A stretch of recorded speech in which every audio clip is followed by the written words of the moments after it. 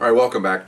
I've had some feedback on some of my stories, and officers will say, you know, that's what we did every day, and it's not. But that's fine. As other officers will see these videos, they'll go, oh, yeah, this guy's full of crap. And what? Not full of crap, but we do it all the time. But most of the population, hopefully watching this video, doesn't experience this all the time. This is unusual. So here's one of those stories. It's not a big thing. It's not a big deal. I'm working an area that's pretty violent. One particular street, main drag, was a hangout for prostitutes and pimps. You'd see limos on both sides. You see hookers walking up and down the street. And I'm going to say this not as racial, but as information only. The area was predominantly black, okay? And black hookers, black pimps, whatever. And the reason why I'm going to say this is because it does make a contrast to the rest of the story. So we're on patrol, and I think we're the only non-blacks there. As my partner was a Caucasian, I'm a Latin. And so anyway, so we're just come on the street. It's nighttime. It's probably 11 o'clock at night. And Friday night, peak of activity. And we're at a red light. We're sitting there, and here comes a station wagon pulling a pop-up camper. The dome light's on. Caucasian couple, 2 kids in the back seat. Mama's reading the map. The dad's driving. He's like this, you know, looking at, you know, and we're sitting there in the car going, did you see that? Yeah, there's 4 victims going down the street.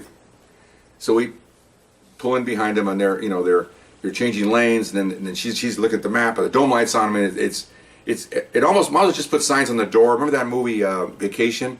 The station wagon, they wound up in Chicago or something. You might as well put signs on the side of the door say, come and rob me, okay? Because it was really something. So we get, go down 3-4 blocks, we put our lights on, and they're all like, oh my God. So they pull over. So we pull over, we walk up. I've got the driver, and my partner walks up, and this isn't a dangerous stop, obviously, but anyway, so we walk up, and how you doing? And of course they had Iowa license plates, okay? Both in the trailer and on the car. How you doing, ma'am? And how you doing, sir? Oh, I'm fine. He's all scared. Just calm down. And he looks and he goes, oh, you're so-and-so department. Yeah, how you doing? Everything all right? Yeah, what do we do wrong? I said, well, look around you right now. Look around you. And the lady looks at that. Look around you. They look, and they're looking. Oh, my gosh. I said, where are you going? I said, well, we got off the freeway and to get gas, and we couldn't find a gas station, and we're looking for Disneyland. Okay. Wherever they came from, there was kind of the way to get to Disneyland, was kind of the right direction, kinda. It's not necessarily the right freeway, but I'm going, okay. I said, and they're all like, their eyes are just wide open. The kids are looking, and of course, as we're doing this, I'm looking around because I'm very aware of our surroundings, so is my partner.